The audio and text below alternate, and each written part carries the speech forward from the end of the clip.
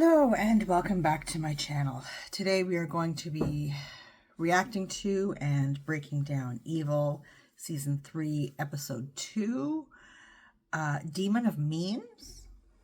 Yes, Demon of Memes. The best title ever.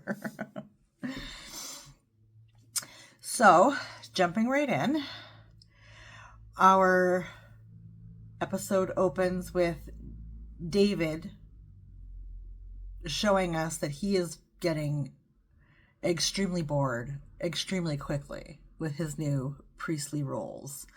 We see him taking confessions and like almost literally rolling his eyes in confession. These people are coming in like daily and confessing every day to menial things, right? Hating their husband, hating their wife, whatever. Like little tiny micro things, right?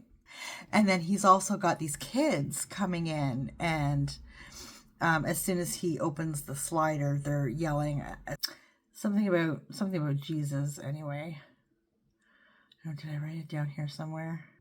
Yeah, I didn't write it down. Anyways, they were yelling something stupid, but it was like on a dare or whatever. The Son, the Holy Spirit.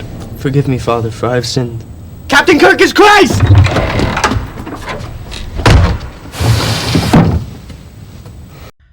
One night, as David returns to his room, right, lays down in bed, gets all comfy, cozy, whatever, and he sees something in the corner, and we're all like, oh, it's Demon Kristen, right? No, but it's not. It is, I'm going to butcher the name, Victor LeConte. Victor is an agent of what David kind of sees as like the Vatican Secret Service. Although Victor explains to him that he is a part of a coalition that serves as the Vatican's friends. And then proceeds to ask David whether he would like to be a friend of the Vatican.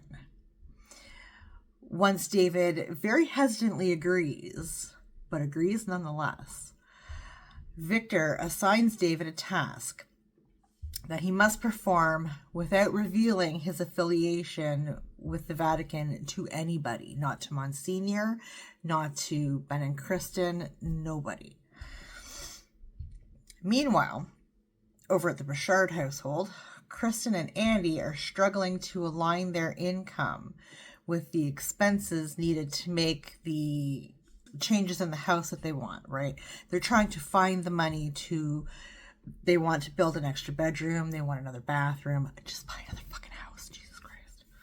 But anywho, and the girls are experiencing all kinds of strange events in the bathroom where Andy flushed down that shrunken head, which may or may not be Cheryl's sigil. I am not sure.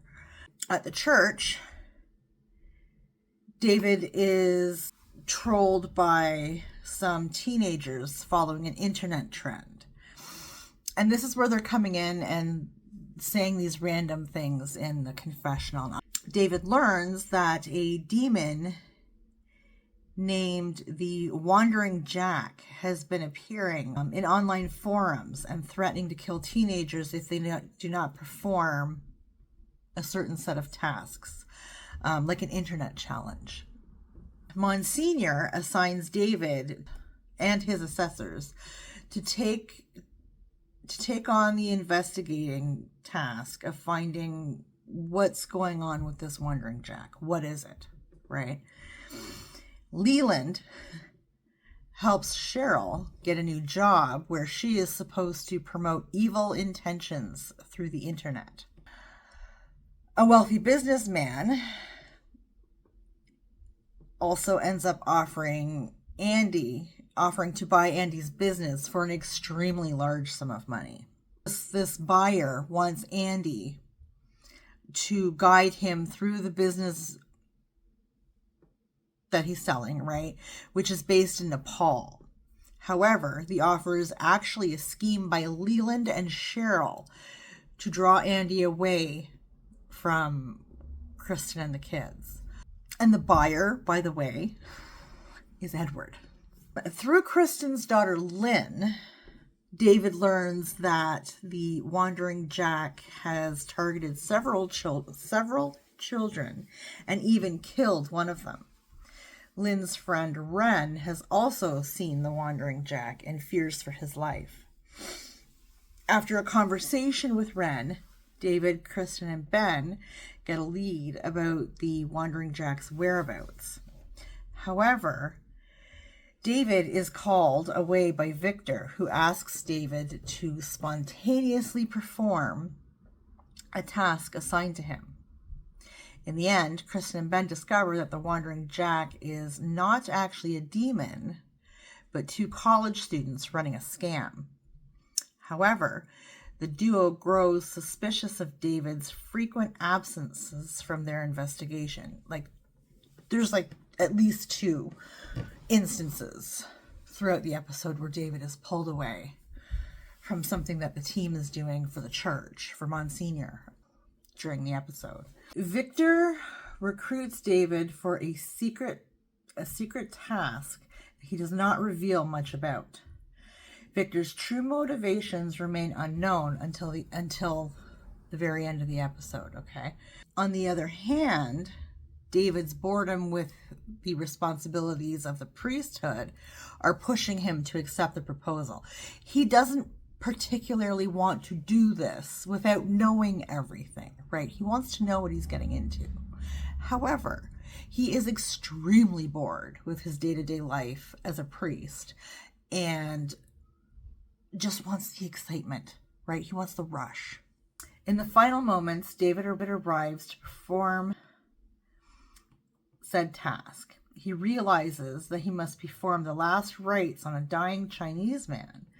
After completing the task, David retrieves a postcard from the mansion and is handed some money. After David returns to his room, Victor demands the item David has obtained from the mansion. However, before David hands over the items, he insists that Victor tell him the purpose of these actions. What the fuck is going on, right? Victor reveals that the postcard is key in saving the life of one of David's friends. Victor states that Grace Lynn, who was she was like a daycare lady, like way back. I think back in season 1, that was taken away by ICE. She is currently in China and her life is under threat.